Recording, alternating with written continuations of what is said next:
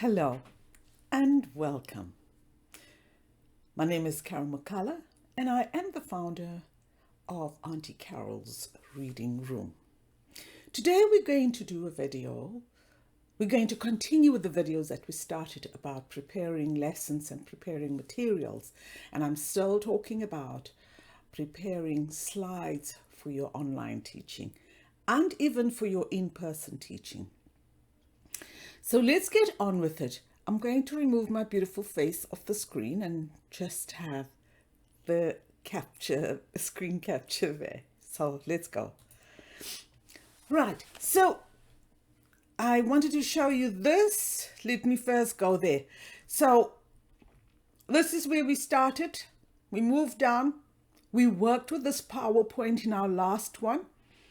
I am going to hide the slide now because I'm done with it and I don't want it showing up. It just goes like that. And we are going to work on our Google Slides today. I'm going to start by telling you why I use Google, but let me go there so that you can see what I am talking about. So let me go to Google. I'm going to open my Google Drive.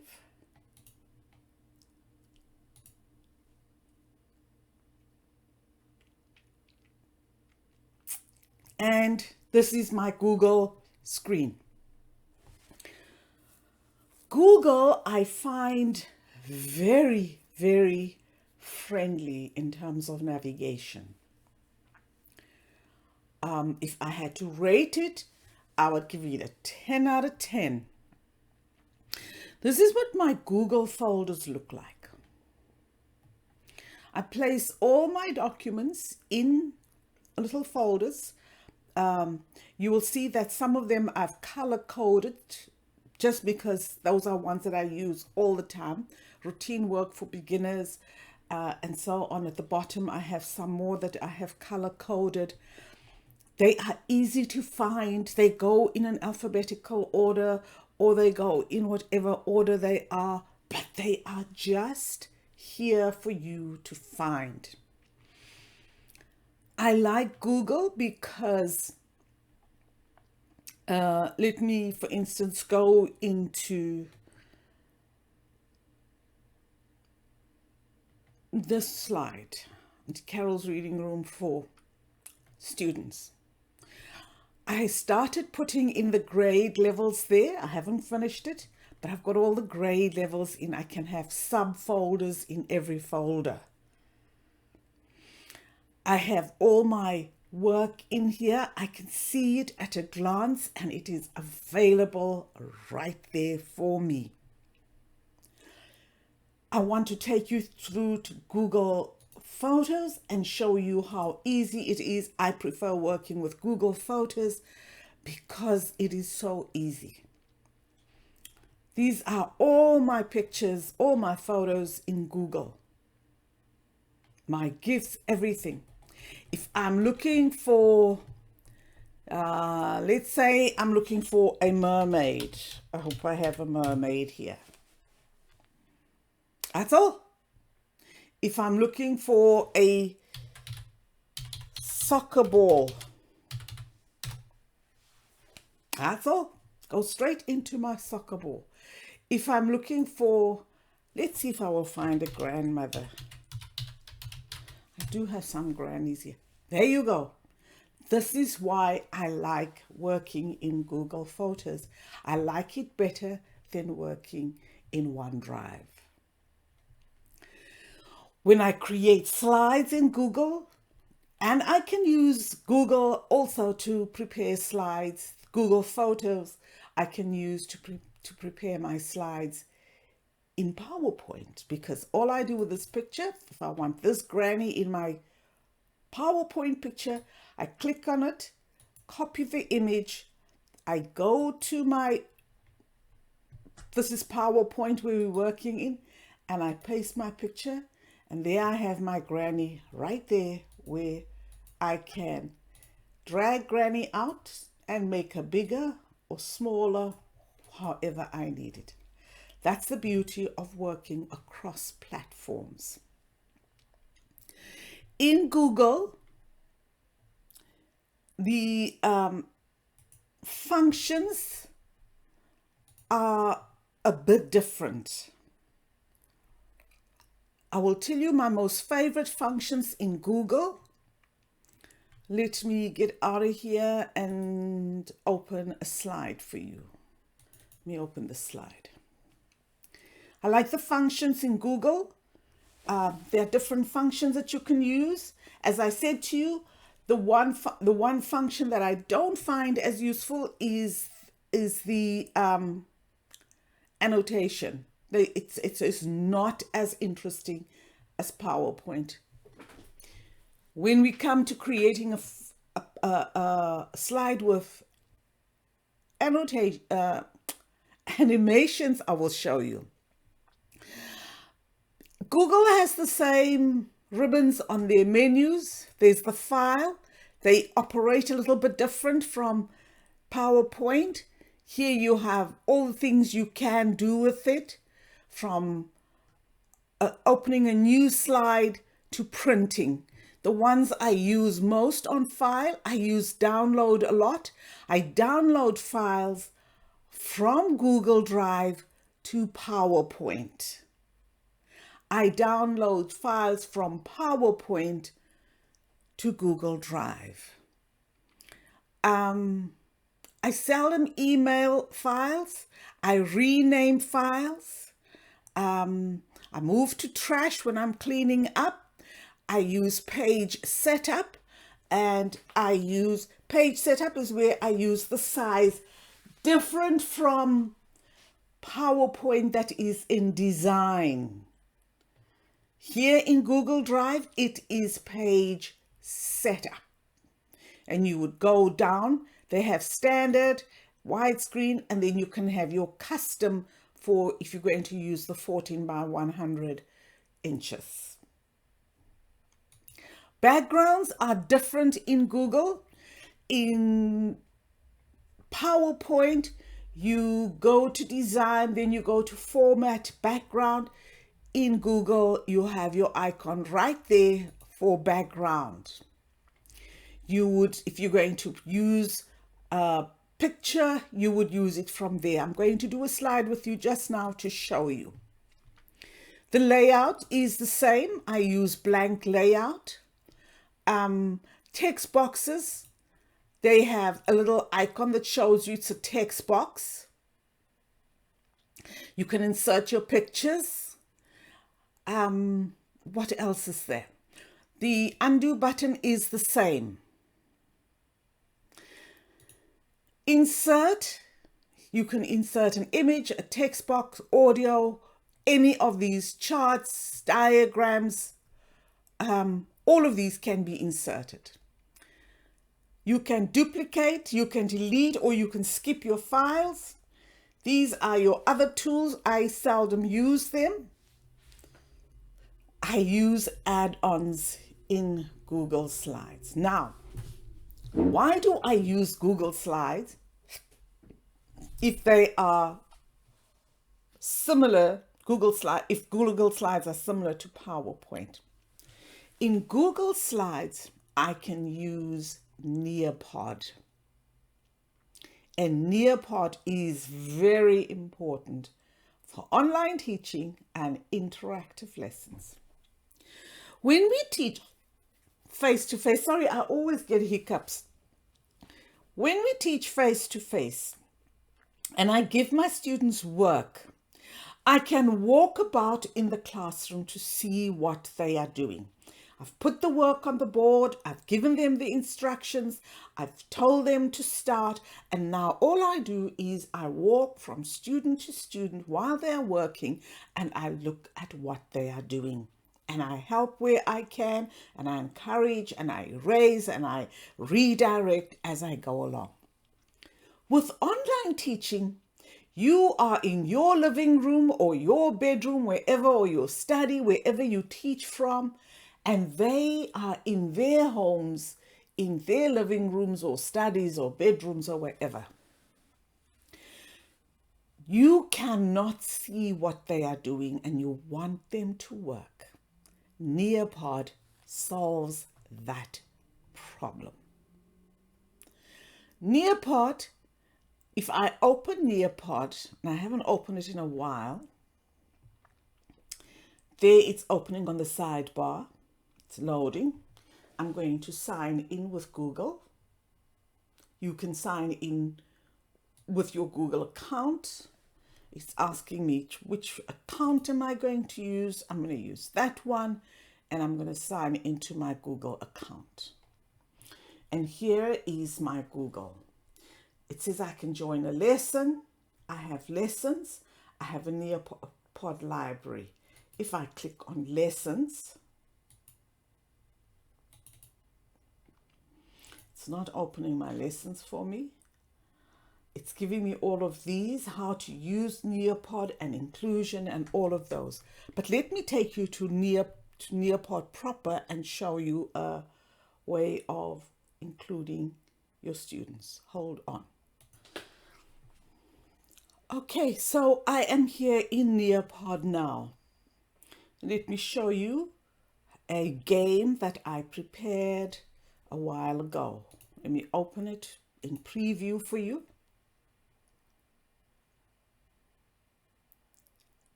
It's opening. So this is just a matching game. Match the pairs. And so the children must just go and click on that one and click on that one and click on this one and click on that one and that one and that one and that one and that one. And this is a game I prepared myself. I created this. You can do the same. You can create your lessons in Google Slides and you transfer them to Nearpod. Let's look at something that we can create. You can create your lessons directly in Nearpod, or you can create them in Google, as I said. So here is how you would create your lesson in Nearpod. But we are going to do Nearpod at another time. I just wanted to show you today that one of the reasons why I use Google Slides is for Nearpod. Those are my add-ons. Let me look at my other add-ons. I have a Magic Unicorn. I seldom use Peer DAC. I use Slides Randomizer. Unlike PowerPoint, where I cannot randomize my slides, in Google Slides, I can randomize my slides. They are in this order. This particular one must stay in this order. But if it's another one, I can click on randomize, and this might become slide number 15 and this number 1, and it will just randomize them for me. Very useful one when you want the children to have a unique experience every time they go into the slides. The other functions are very much the same. The slideshow works different. You start from the beginning and you continue wherever you want to. You can start from the beginning, or you can start from wherever you want to. One other important function why I use Google Slides. Up here on your menu bar in Google Slides, there is that little thing that looks like a puzzle piece. That is an important little tool. If I click on that one, I have extensions that I have added to my Google Drive. You can add extensions and you can do various things with your extensions. My favorite one here is on full screen interactive Google. Let me show you. This slide currently is in the edit mode.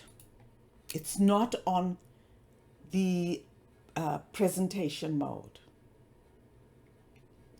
But there are slides that I've told you before that you need to work with them in a different mode so that you can see what is happening. Let me go to such a slide and open Google Drive. I think I have one close by. And today it won't show. Let me go to recent and look for that slide. It's one of these. It's one of these slides. Yes. Okay. So this slide in PowerPoint, I have to work to record the slide, I have to work in another application. With Google, it is so beautiful. I am in the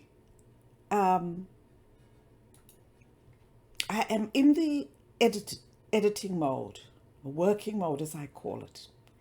And I want to record this and send it to my kids for homework. But I send it on their cell phones and they're all going to do it tonight. But once I go into presentation mode, I can't do anything with these things. If I click, I go to another slide instead. I can't do the function. And so it becomes difficult to record. With Google, I click on that little puzzle piece and I go down and I click on full screen interactive Google Slides. And now my slide looks like as if it is on presentation mode, but it is still in the edit mode and I can do the work. The fish jumps, and so we need to drag the fish jumps, and I can include my number 3 words in that sentence. To go to the next slide, I roll down, I use the wheel. The dog has spots. Click on the dog. The dog has spots. And I can add my number in there. This is very useful if you have an overhead projector, not an overhead projector, a data projector, and you want to present this lesson via your Google Slides to your group. All you do is click on that little thing and you can do it, and the whole class will see the presentation. That's what I like about this particular one. You click escape and you go back to your normal screen. The other thing I like about Google Slides is their coloring. If I wanted to, let me go to another slide to show you. If I wanted to color this text box and I wanted to give it a different color, and it won't color in this one because this one is still, I can color this little box here. And I don't want a boring blue like that. I want it in gradient. Google has the most beautiful gradients you can use. Look at that gradient. It's got the dark yellow outside and the bright yellow in the center, and it looks exciting for the child to work with. You can use any of their gradient colors. You can use it in pink. You can use it in any color that you want. You can even add and go to custom and make your own colors up that you want. That I really like. I've made a set of cards with this gradient color and it looks beautiful. The idea is to make your lessons as interesting as you possibly can for your students. The reason why I switch from Google to PowerPoint or from PowerPoint to Google is I'm looking for that little one thing that will make the lesson so engaging that I will not be losing my students' attention. So use the different keys on the different platforms on your computer for these lessons. Let us go out of here, and I'm going to go straight into our next part that we want to discuss, and that is we are going to do in the next one, we are going to do Canva. I don't want to make the videos too long. I know that there are people that are brand new to this, and I want them to try it out. The best thing to do is, as the video is playing, pause it, open another screen, and try whatever I have suggested for you. Let's get on to the next one. Let me first say thank you for this one, and I'll see you in the next video.